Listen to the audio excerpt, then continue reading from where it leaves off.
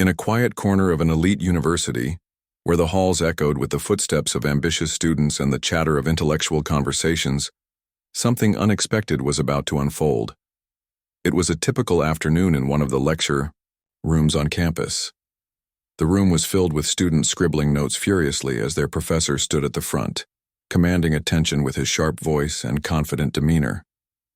This professor had earned a reputation not just for his brilliance, but also for his intimidating presence. He wasn't someone you'd casually approach or joke around with.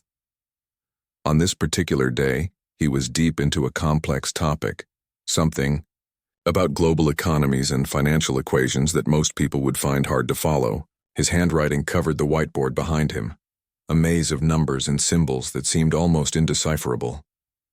The students watched intently, trying their best to keep up.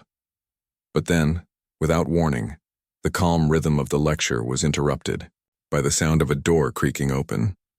A janitor walked in, pushing a cleaning cart quietly. He was dressed in his uniform, carrying the weight of a long day's work on his shoulders. His hands were calloused from years of labor, and his face carried lines etched by both time and experience. He didn't mean to disturb anyone. He was simply there to do his job. Earlier that morning, another event had been held in the same room, leaving behind a mess that needed tidying up before the next class began. As he moved closer to arrange his supplies near the side of the room, disaster struck. While adjusting his cart, his arm accidentally brushed against the edge of the whiteboard. A small smudge appeared right across one of the professor's carefully written formulas. For a moment, everything froze. The janitor froze too, realizing what had happened. He quickly muttered an apology, his voice soft and apologetic. "Sorry, sir," he said, stepping back to avoid causing any more disruption. But instead of brushing it off or accepting the apology, the professor turned around, sharply, his eyes narrowing as they landed on the man. There was silence in the room, thick enough to cut with a knife. Then, in a tone dripping with disdain, the professor spoke. "Oh, I see," he said sarcastically, loud enough for everyone to hear. "We're letting anyone touch the board these days, are we? No qualifications required, I suppose." The words hit like a punch. They weren't just rude, they stung. The professor's tone made it clear that he saw the janitor as beneath him, someone unworthy of even being in the same space. Some students giggled nervously, unsure how else to react. Others shifted uncomfortably in their seats, glancing at each other with expressions that ranged from shock to discomfort. The janitor didn't say anything in response. What could he say? Instead, he lowered his gaze, grabbed his cart, and hurried out of the room, his cheeks burning with embarrassment. As the door clicked shut behind him, the professor returned to his lecture as if nothing had happened. But the mood in the room had changed. The energy felt heavier now, weighed down by the lingering tension of what had just transpired. Later that evening, when classes were over and the campus grew quieter, one of the students who had witnessed the incident couldn't shake it off. Sitting in their dorm room scrolling through social media, they remembered the video app on their phone. On impulse, they decided to share what had happened. Pulling up the recording they'd taken earlier, not thinking much of it at the time, they uploaded the clip online. In the caption, they wrote, "This is why we need to talk about respect. Professors shouldn't treat staff like this." Within hours, the video started gaining traction. People shared it, commented on it, and debated it. Some defended the professor, saying he was within his rights to maintain authority in his classroom. But many more sided with the janitor, pointing out the obvious disrespect and elitism in the professor's behavior. Comments poured in, some angry, others empathetic. One person wrote, "That janitor works harder than half the people in that room, including the professor." Another added, "Education isn't about tearing others down. It's about lifting everyone up." As the video spread, so did curiosity about the janitor himself. Who was he? What was his story? Reporters dug deeper, reaching out to the university and eventually connecting with the janitor directly. When asked about the incident, he admitted it had been humiliating, but rather than dwell on the negativity, he chose to focus on something else: his love for learning. Despite working long hours and struggling to make ends meet, he revealed that he spent his breaks reading math textbooks. Numbers fascinated him, and he dreamed of studying them formally someday. His humility and determination struck a chord with viewers. Donations poured in through crowdfunding platforms set up by supporters eager to help him pursue his dream of higher education. Messages of encouragement flooded his inbox. Strangers sent letters telling him how inspired they were by his resilience.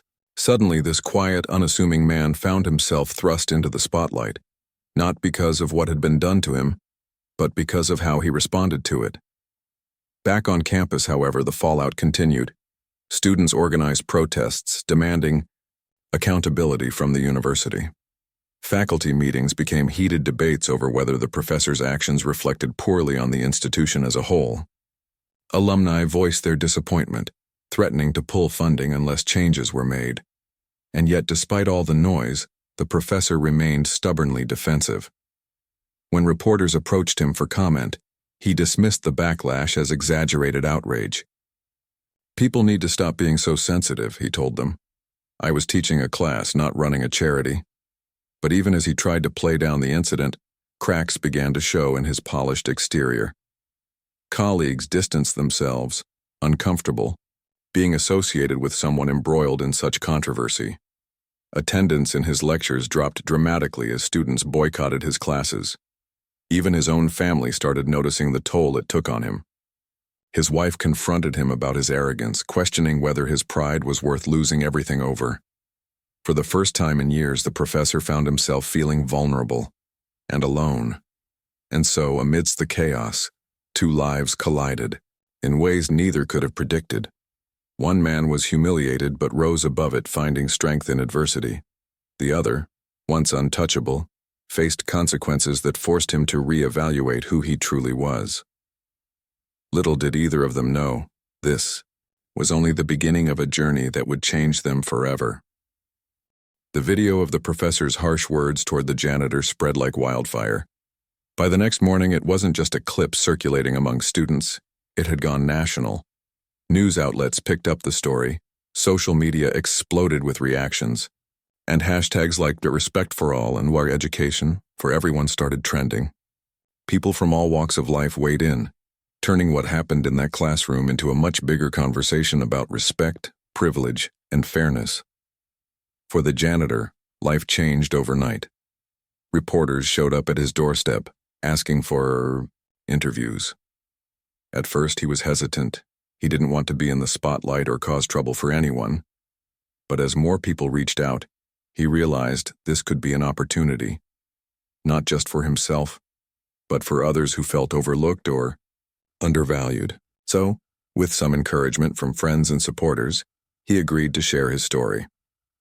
When the cameras rolled, viewers were struck by how humble and genuine he seemed. Dressed in simple clothes, sitting on a worn-out couch in his small apartment, he spoke softly but with conviction.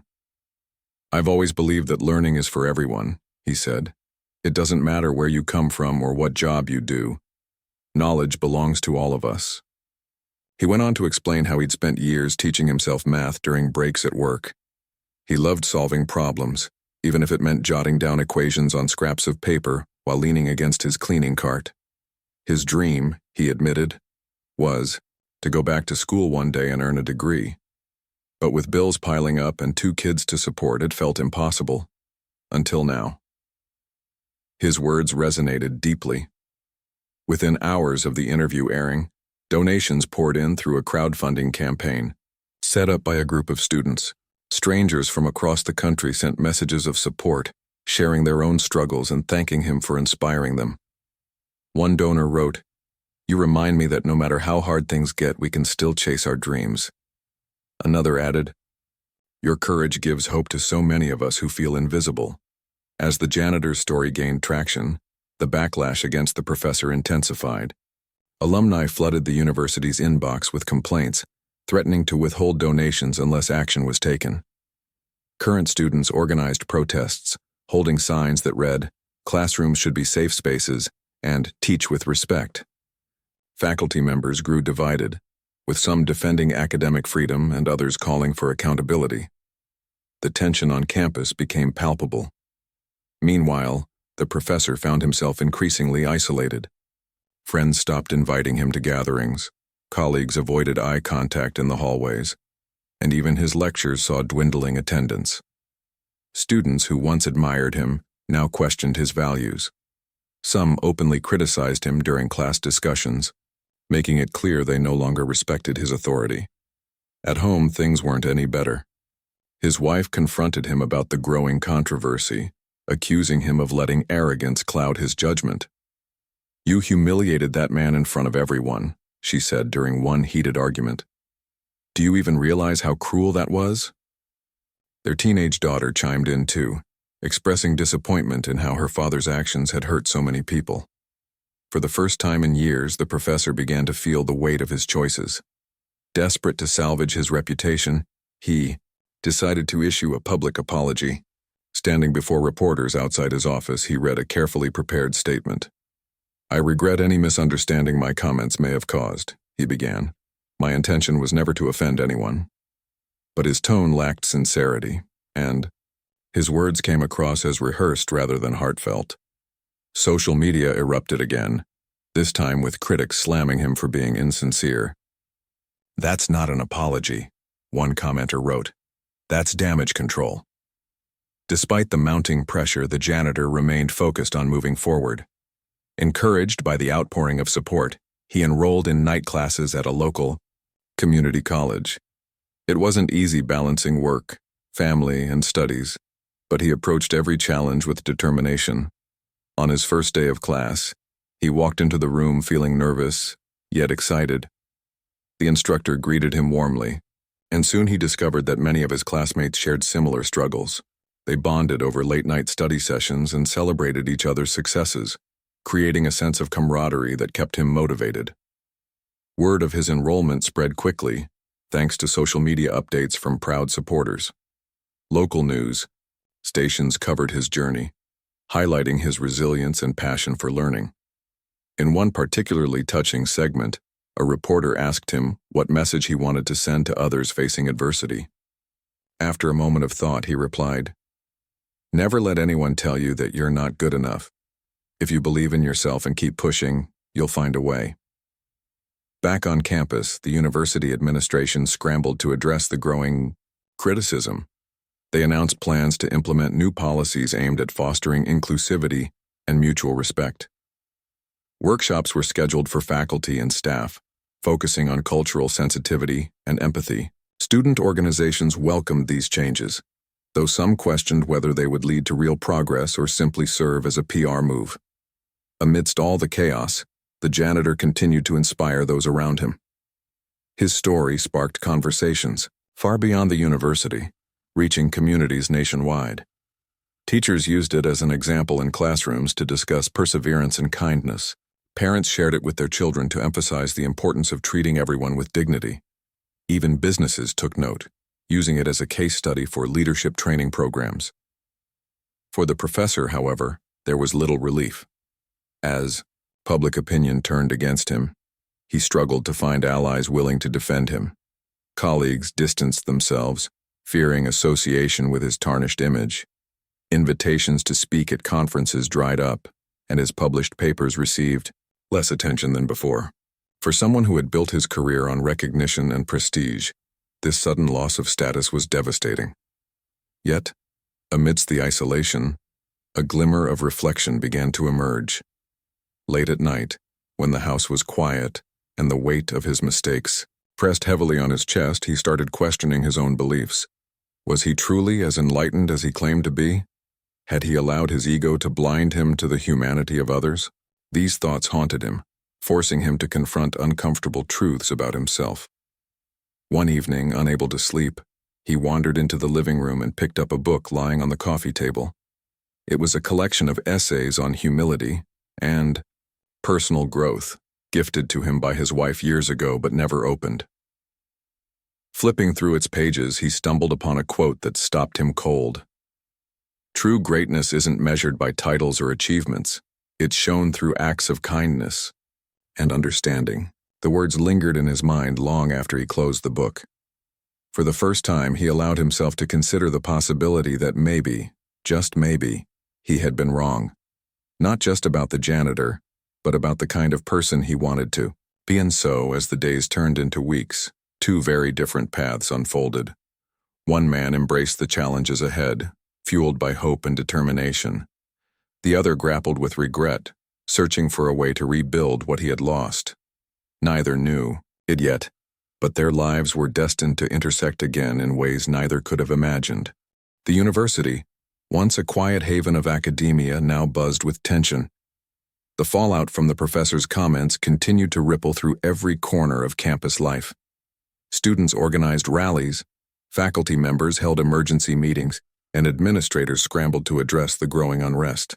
The janitor's story had ignited something bigger, a demand for change that couldn't be ignored. In response, the university announced sweeping reforms aimed at promoting inclusivity and respect. New policies were drafted, mandating diversity, training for all staff and faculty. Committees were formed to ensure these changes weren't just words on paper, but real actions that would reshape the culture of the institution. Even so, skepticism lingered. Some wondered if this was genuine progress or merely an attempt to save face amid public scrutiny. For the professor, things only grew worse. His reputation, once untouchable, crumbled under the weight of criticism. Colleagues who used to seek his advice now avoided him in hallways. Invitations to prestigious conferences and speaking engagements dried up overnight. Even his own lectures saw dwindling attendance as students boycotted his classes, opting instead for alternative courses offered by other professors. At home, the cracks deepened. His wife moved out, unable to reconcile her values with his stubborn refusal to acknowledge the harm he'd caused. Their teenage daughter distanced herself too, spending more time with friends than at home. For someone who had always thrived on admiration and success, this sudden isolation felt suffocating. Each day brought reminders of how far he had fallen, from celebrated intellectual to pariah. Desperate to salvage what remained of his career, the professor tried reaching out to colleagues for support, but most brushed him off, unwilling to risk being associated with his tarnished image. One former friend bluntly told him, "You brought this on yourself. Maybe it's time you took responsibility." Those words cut deep, forcing him to confront the reality of his situation. Yet, despite the mounting pressure, he still clung to fragments of denial, convinced that the world had turned against him unfairly. Meanwhile, the janitor embraced his new journey with quiet determination. Balancing work, family, and night classes wasn't easy, but he approached each challenge with resilience. His kids noticed the change in him, how he came home tired yet smiling, how he spent weekends poring over textbooks instead of watching TV. They didn't fully understand everything, but they knew their dad was working hard for something important. His classmates quickly warmed to him. Many were older adults like him, returning to education after years away. Together, they formed a tight-knit group, supporting one another through late-night study sessions and challenging assignments. One evening, during a break between classes, someone asked him about his past, the viral video, the backlash, the protests. He hesitated before answering, choosing his words carefully.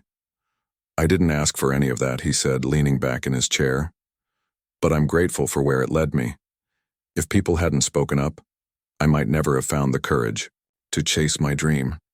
Sometimes bad things happen for a reason, not because they're fair, but because they push us to grow."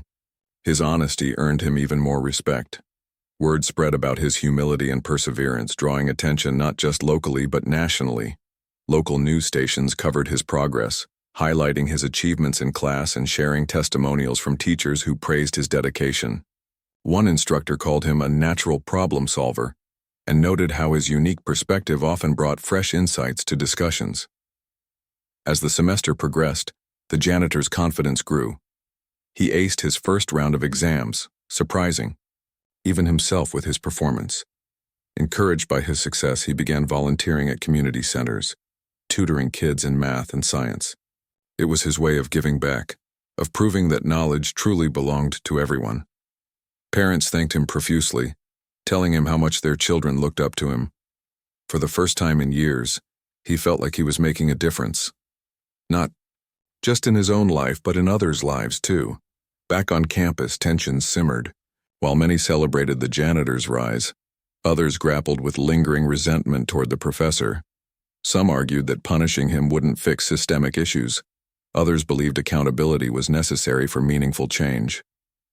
Debates raged in classrooms, faculty lounges, and online forums, reflecting the broader societal struggle to balance justice with forgiveness. One pivotal moment came when the janitor was invited to speak at a university forum on overcoming barriers to education. The event drew a packed audience, including students, faculty, and members of the local community. As he stood at the podium, he took a deep breath, scanning the room filled with expectant faces. "I'm not here to talk about what happened," he began, his voice steady. "That part of my story isn't mine alone. It belongs to everyone who stood up and said enough is enough. What I want to share today is why I kept going, even when the odds felt impossible." He went on to describe his love for learning, his belief in second chances, and the importance of treating others with kindness. When he finished, the room erupted in applause. People lined up afterward to shake his hand, thanking him for reminding them of the power of resilience and compassion. Among those in the audience sat the professor.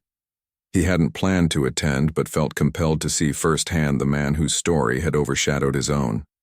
Watching the janitor speak, hearing the warmth in his voice and the wisdom in his words stirred something inside him. For the first time, he saw the depth of character he had dismissed so callously months earlier.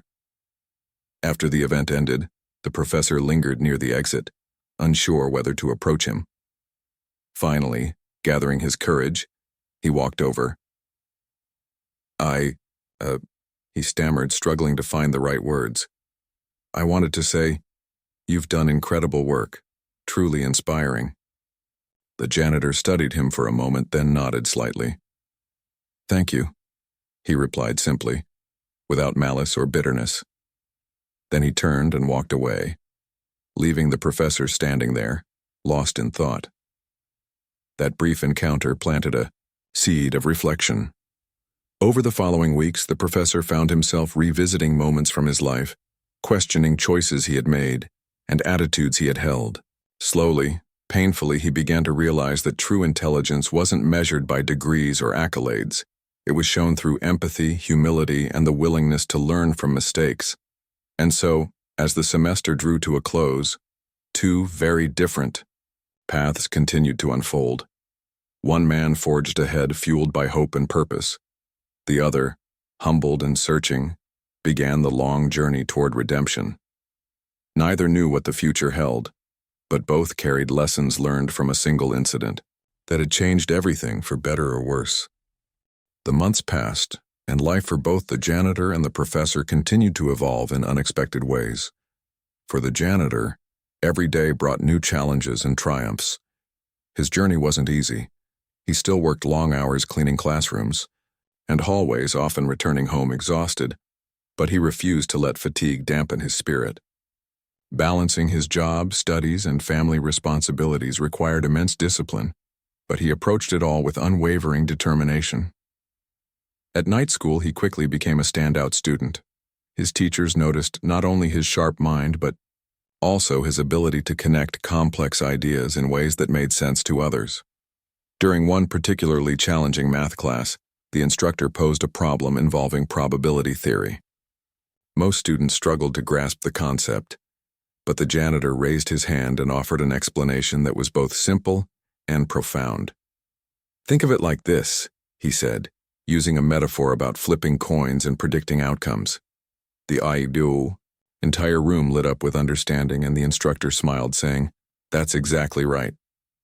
His classmates admired him too. They saw how hard he worked, staying late after class to ask questions or help peers who were struggling.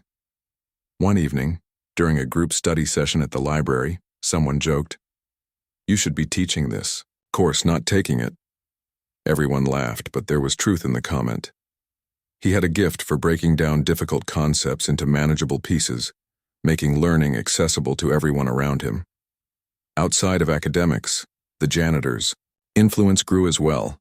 The local community rallied behind him, organizing fundraisers and events to support his education. A nearby bookstore donated textbooks while a retired teacher volunteered to tutor him in advanced calculus. Even strangers reached out, sending letters of encouragement or small gifts to show their support. One note read, "Your story reminds us that no dream is too big if you're willing to fight for it." Despite the growing recognition, the janitor remained humble. When reporters asked him about his newfound fame, he shrugged it off. "I'm just doing what feels right," he told them. "If my story helps someone else believe in themselves, then that's worth more than anything." Meanwhile, the professor's life took a different turn. Stripped of his teaching duties and reassigned to administrative work, he spent his days buried in paperwork and meetings, tasks far removed from the intellectual stimulation he once thrived on. At first he resented the change, viewing it as punishment, but over time the monotony forced him to slow down and reflect on his actions in ways he hadn't before. One afternoon, while shelving books at the campus library as part of his new responsibilities, he stumbled upon a section dedicated to mathematics. Curiosity got the better of him, and he pulled out a book on game theory, a topic he vaguely remembered from his own graduate studies. Flipping through its pages, he realized how much he had forgotten. The equations seemed foreign now, almost intimidating. Frustrated but intrigued, he decided to revisit the subject. He borrowed the book and began reading it at home, poring over chapters late into the night. Yet despite his efforts, certain concepts eluded him. No matter how many times he reread the material, some parts simply didn't click. It was humbling, an unfamiliar feeling for someone accustomed to being the smartest person in the room. Determined to understand, he sought help. After weeks of hesitation, he reached out to a colleague known for expertise in mathematics. To his surprise, the colleague suggested he consult someone outside the university, a local tutor recommended by several students. Reluctantly, the professor agreed. When he arrived at the tutoring center, he was shocked to find the janitor sitting across from him. The man greeted him politely, extending a hand. "I hear you need help with game theory," he said, gesturing toward the seat opposite him. The professor hesitated, unsure how to respond. Part of him wanted to walk away, embarrassed by the irony of seeking guidance from the very person he had mocked months earlier. But another part, a quieter, more vulnerable part, urged him to stay. The first session was awkward. The professor fumbled through explanations of what he didn't understand, tripping over technical terms and avoiding eye contact. The janitor listened patiently, never showing frustration or judgment. Instead, he broke down each concept step by step, using everyday examples to illustrate abstract ideas. By the end of the hour, the professor left with a clearer understanding and a grudging respect for the man who had taught him more in 60 minutes than he'd learned on his own in weeks. Over time, their sessions became less formal and more collaborative. The professor began opening up, sharing fragments of his past, the pressure to succeed, the fear of failure, the arrogance that had blinded him to the humanity of others. The janitor listened without interrupting, offering occasional insights that revealed a depth of wisdom far beyond his years. "You know," the janitor said during one session, "math isn't just about numbers. It's about patterns, relationships, seeing connections where others might miss them." He paused, glancing at the professor. "People are kind of like that too. We're all connected, even when we don't realize it." The professor nodded slowly, absorbing the words.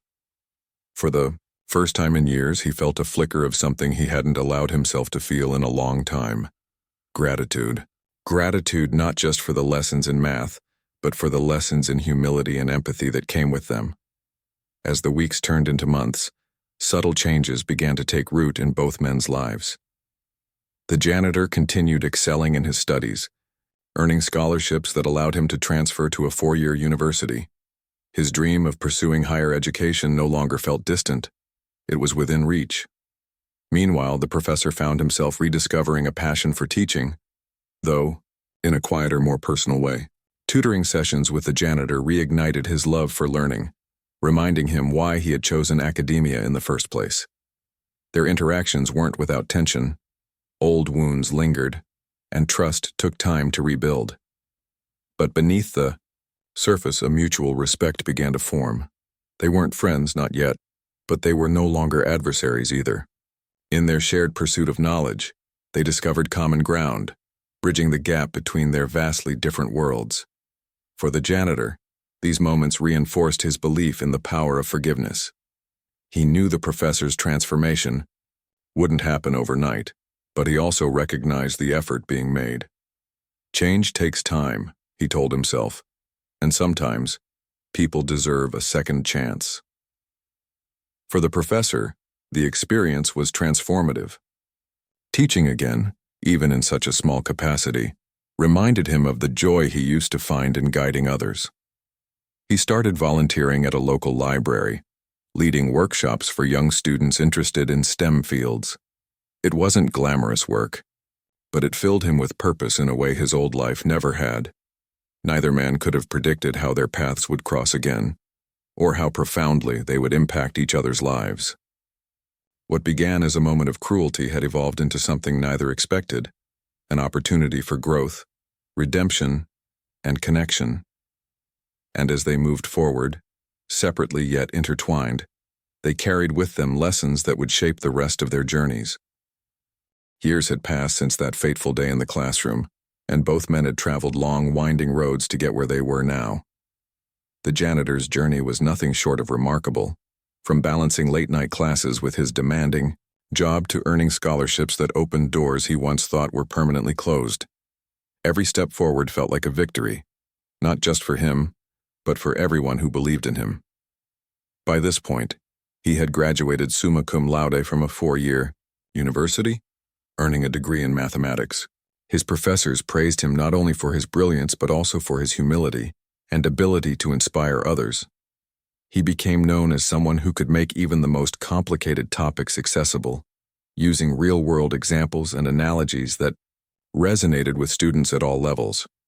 It wasn't uncommon for classmates to approach him after exams or assignments, thanking him for explaining things in ways their textbooks never could.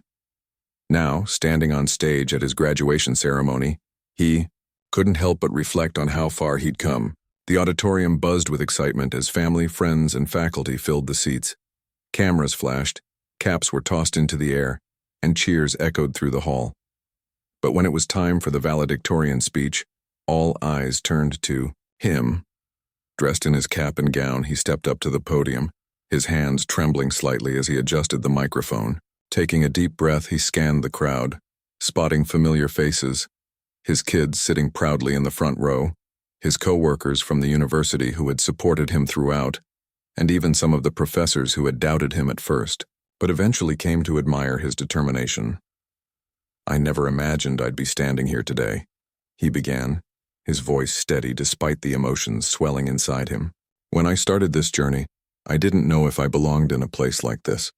I didn't know if anyone would take me seriously, but what I did know was that I loved learning, and I refused to let fear or doubt stop me." He paused, letting the words sink in before continuing. "This isn't just my story, it's ours. It belongs to every person who has ever been told they weren't good enough, smart enough, or worthy enough. It belongs to the people who stood up for me when I needed it most, who reminded me that knowledge isn't something to hoard, it's something to share." The audience erupted into applause, many nodding in agreement or wiping away tears. He went on to talk about resilience, kindness, and the importance of lifting others up. "True success isn't measured by titles or degrees," he said. "It's shown through the lives we touch and the barriers we break down for those coming after us." When he finished, the room erupted in a standing ovation, the sound echoing like thunder. On the other side of town, the professor watched the ceremony from the back of the auditorium, unnoticed by most. He hadn't planned to attend, but something compelled him to be there. Maybe it was guilt, maybe it was curiosity, or maybe it was the faint hope that seeing the janitor succeed might bring some closure to the regret that had haunted him for years. As he listened to the speech, he found himself nodding along, moved by the words being spoken. There was no bitterness in the janitor's tone, no trace of resentment toward the man who had once mocked him. Instead, there was grace, a quiet acknowledgement of hardship overcome and lessons learned. It struck the professor deeply. forcing him to confront the person he used to be and the person he was still trying to become. After the ceremony ended, the professor lingered near the exit, unsure whether to approach him. Finally, gathering his courage, he walked over. "Congratulations," he said, extending his hand. "You deserve every bit of this." The janitor looked surprised but smiled warmly, shaking the offered hand. "Thank you," he replied simply. "I appreciate you coming." They stood there, for a moment neither sure what else to say. Then the professor added, "I know I can't undo what happened, but I want you to know I'm sorry. Really sorry. Not because I have to be, but because I mean it." The janitor studied him for a moment, then nodded. "Apologies are important," he said, "but actions matter more, and I think you've changed. For the better." The professor felt a lump rise in his throat. Those few words meant more than any award or accolade he'd received in his career. For the first time in years, he allowed himself to feel a glimmer of hope, not just for redemption, but for a future where he could contribute positively to the world around him. In the months that followed, the professor continued volunteering at the library, leading workshops for underprivileged students interested in math and science. Word spread quickly about his dedication, and soon parents were reaching out to thank him for inspiring their children. One mother wrote him a letter saying, "My son used to hate math, but your class made him see it differently. Thank you for showing him that learning can be fun." At the same time, the janitor began working as a teaching assistant at the university, helping students navigate the challenges of advanced mathematics. His presence in the classroom was transformative, not because he had all the answers, but because he understood the struggles students faced. He encouraged them to ask questions, to embrace mistakes as part of the learning process, and to believe in themselves, even when things seemed impossible. Their paths crossed occasionally, usually at campus events or community gatherings. Though they weren't close friends, there was an unspoken understanding between them, a shared history that neither forgot nor ignored. Each interaction felt like a reminder of how much they had grown individually and collectively. One evening, during a charity gala hosted by the university, they found themselves seated at the same table. The event celebrated individuals who had made significant contributions to education and community service. Both men had been invited to speak briefly about their experiences.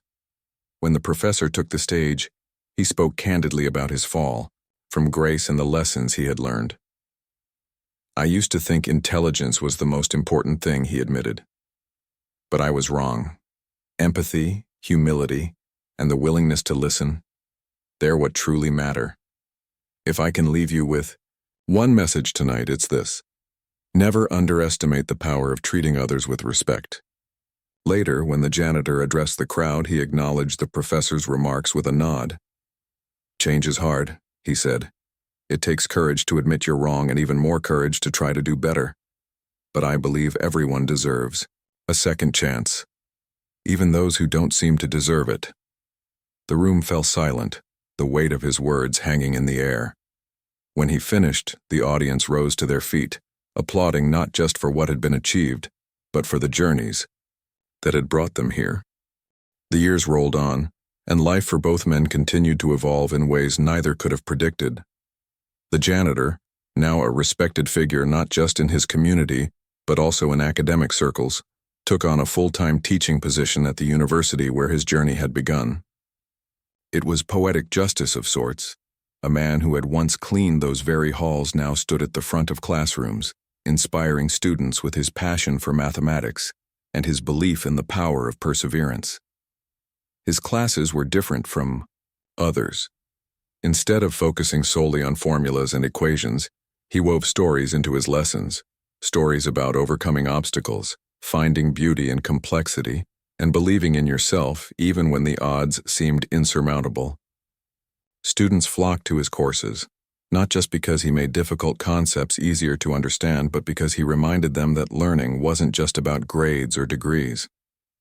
"Education is a tool," he often said. "Use it to build bridges, not walls." He became particularly popular among first-generation college students and adults returning to school after years away. Many saw themselves in him. their struggles, their doubts, their dreams, and drew strength from his example.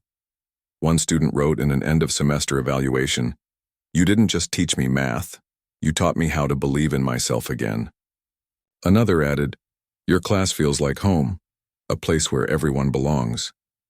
Outside of teaching, he remained deeply involved in the community.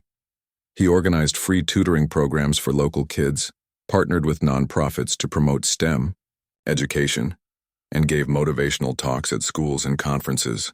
His message was always the same. No matter where you come from or what challenges you face, your potential is limitless if you're willing to work for it. Meanwhile, the professor's transformation continued quietly but steadily. Volunteering at the library had reignited something within him, a love for teaching that he thought he'd lost forever. Over time, he expanded his workshops, creating programs tailored to students from underserved backgrounds. These weren't just math classes. They were safe spaces where young minds could explore ideas without fear of judgment or failure. Word of his efforts spread, and soon invitations began pouring in. Schools, community centers, and youth organizations asked him to speak about fostering inclusivity in education. At first, he hesitated, unsure whether people would accept him given his past.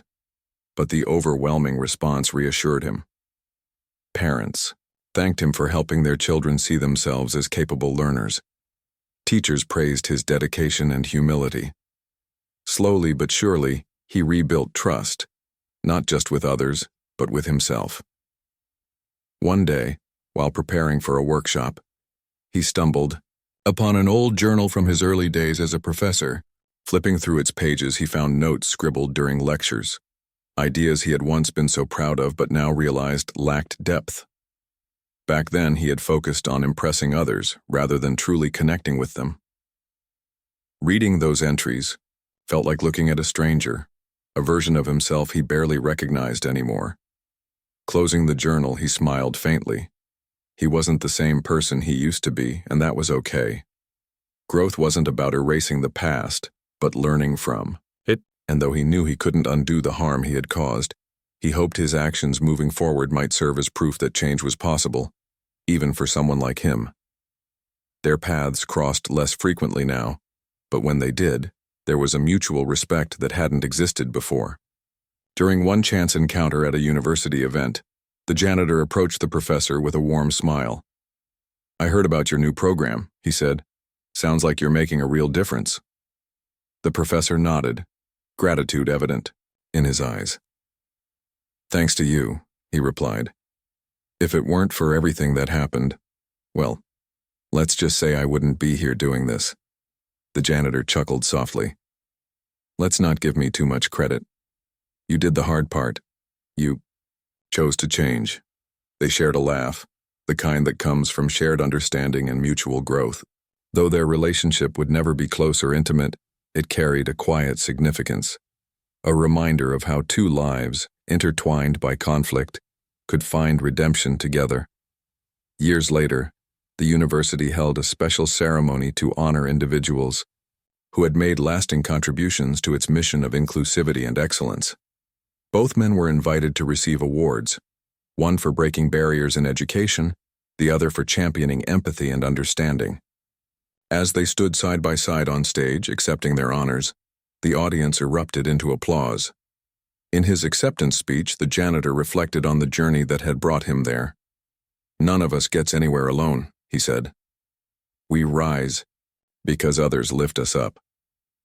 And we stay standing because we choose to lift others in return." When it was the professor's turn to speak, he kept his remarks brief but heartfelt. "I used to think success was measured by titles and achievements," he admitted.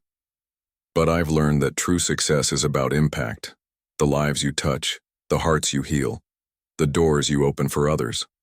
As the ceremony concluded, the two men shook hands once more, their expressions thoughtful yet peaceful. They walked off stage separately, each heading toward different parts of the campus. Yet, as they disappeared into the crowd, it was clear that their stories, though distinct, were forever linked. And so, amidst the hustle and bustle of daily life, their legacies endured. The janitor continued to inspire generations of learners, proving that knowledge knows no boundaries. The professor dedicated himself to fostering empathy and inclusion, showing that even those who stray can find their way back. Together, they had turned a moment of cruelty into a testament to resilience, forgiveness, and the boundless possibilities of human connection. As the sun set over the university grounds, casting long shadows across the familiar pathways, it was impossible not to feel a sense of hope. Hope that even in moments of darkness, light can emerge. Hope that even the deepest wounds can heal. And hope that every individual, regardless of their past, has the power to shape a brighter future for themselves and for others.